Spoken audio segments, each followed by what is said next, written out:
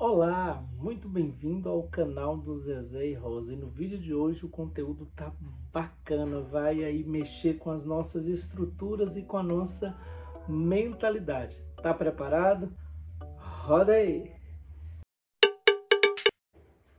Muitos são os questionamentos sobre o perdão, o que ele transforma a sua vida, o que ele faz, quem dá ou não dá o perdão, quais são os benefícios que ele traz para a nossa alma, para a nossa vida, para os nossos relacionamentos, seja conjugais, amorosos, seja profissionais. Todos nós precisamos passar por isso, em perdoar, mas muito aí são as dúvidas do que ele pode fazer em nós. E muitos trazem um conceito que tentando encaixar aí no correto da sua realidade, da sua vida. Mas vamos ver aqui o que ele pode de fato fazer em nossa vida. Vamos lá? O perdão é um renivelamento de dignidades. A partir daqui, para que a relação seja construída, precisa haver um querer. Se você não quer se reaproximar por qualquer motivo que seja, tudo bem, tudo certo, pois isso não é um dever você se aproximar. Exemplo, o seu amigo te traiu e você decidiu rever as dignidades, perdoar. Você vai dizer que está tudo certo, que o perdoa, que não fica remoendo os acontecimentos e que se no futuro ele te procurar, vocês podem conversar para que você tente ajudá-lo e receber ajuda. Isso é totalmente diferente de querer ser um amigo novamente dessa pessoa. Ele não gosta, ele não curte e não rejeita as mesmas coisas que eu. Então não faz sentido retomar essa amizade, concorda? Diferente aqui do matrimônio. É isso que difere um casamento das outras relações, até mesmo do noivado, o namoro. Não basta o perdão, é necessário reconciliação. Porque é um dever, porque é uma necessidade. Houve um juramento matrimonial de uma carne perante a Deus. No matrimônio cabe reconciliação, você gostando ou não. Se você quer sua família próxima, ótimo, você pode ter. Se você os quer longe porque te fizeram mal, aqui falando de pai, mãe, irmãos, o primeiro passo é perceber se existe algum dever seu em relação a essa família. Um pai doente, em miséria, precisando de sua ajuda, é um dever. Seu único dever como filho é honrar, a honra é dada aquilo que merece mérito, o bom, o belo e verdadeiro. Aquilo que não merece mérito não é dado a honra. Seu pai e sua mãe merecem a sua honra, a sua família merece a sua honra. Precisa que você entenda que realmente o perdão não é um sentimento. Percebe isso? Percebe que muitos confundem as coisas e acham que só terão conseguido perdoar quando não sentirem mais nada de ruim em relação ao outro. Não vai. É o seguinte, o perdão é o nivelamento de dignidades. Quando eu erro com alguém, acontece um desnivelamento de dignidade, como se temporariamente aquela pessoa fosse colocada em um patamar acima de mim. Se nós dois quisermos, podemos restabelecer o diálogo, podemos até virar amigos, mas isso não apaga nenhuma das consequências passadas. Reparar os pecados vai além do perdão. Imagine uma tábua de madeira e que você bate o prego nela. Agora você tem uma tábua, um furo e um prego enfiado ali. O prego chama-se de pecado e a tábua a sua alma. Retirar o prego chama-se de perdão. Você vai lá e retira. Seu pecado foi perdoado e o cravo arrancado. Mas o furo ficou. A única forma de eliminar esse furo é reparar-nos o sentido de cuidar, curar, dar remédio. Você ali fazer isso para aquele furo, aquela ferida possa ser sarada, possa voltar ao seu estado original.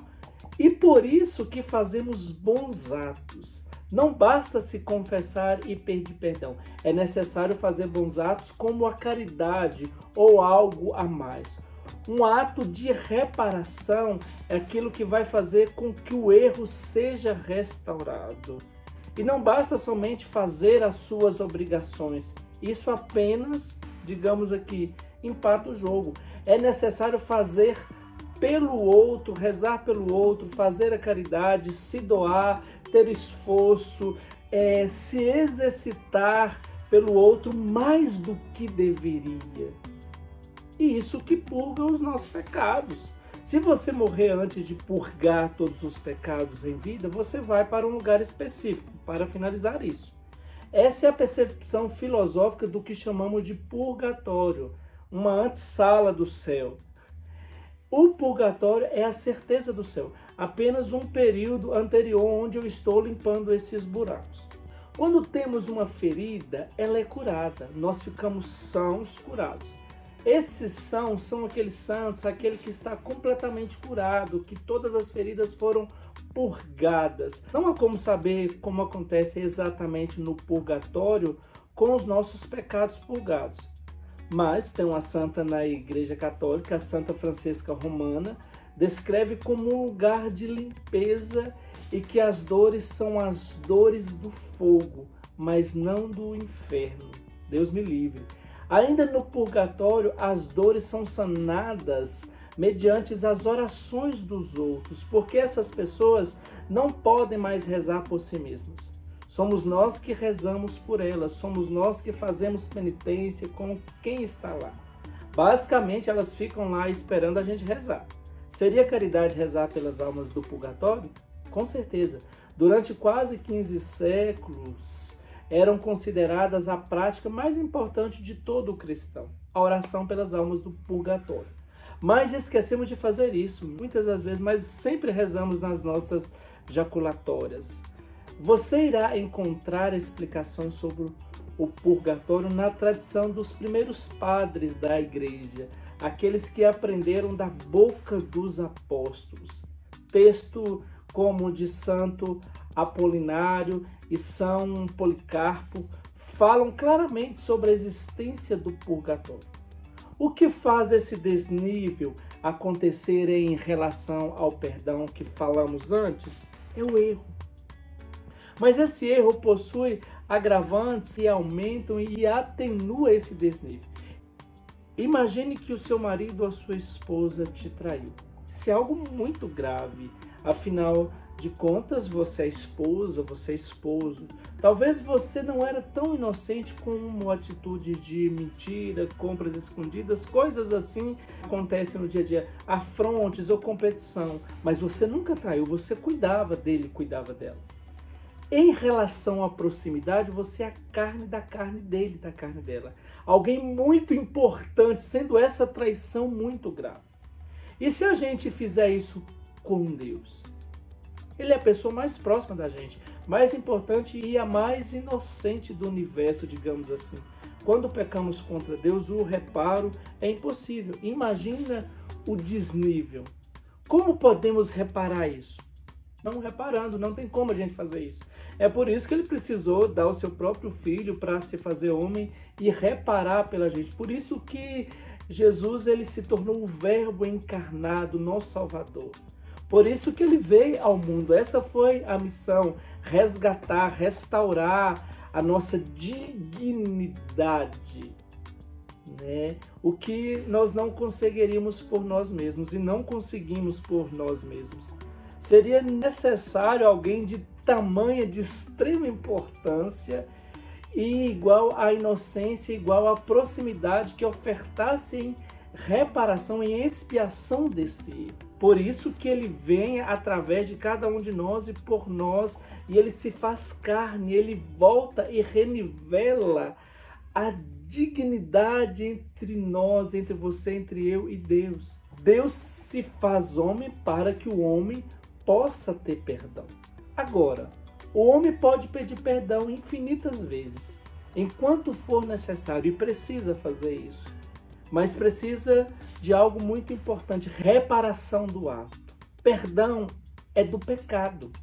A reparação do ato é outra coisa. O perdão é apenas o primeiro passo, que precisa ser seguido da reparação. Uma traição realmente pode ser superada quando praticamos um ato de reparação. Isso é muito importante. Tem pessoas que nos amam mesmo sem merecermos. É verdade ou não é? Você muitas vezes não merece amor, mas tem pessoas que amam você gratuitamente, que não cobram nada. E é só por isso que nós vamos amar o próximo. Porque eu fui amado, porque alguém acreditou em mim, alguém me amou primeiro, alguém me ama, alguém olha para mim sem um olhar de cobrança.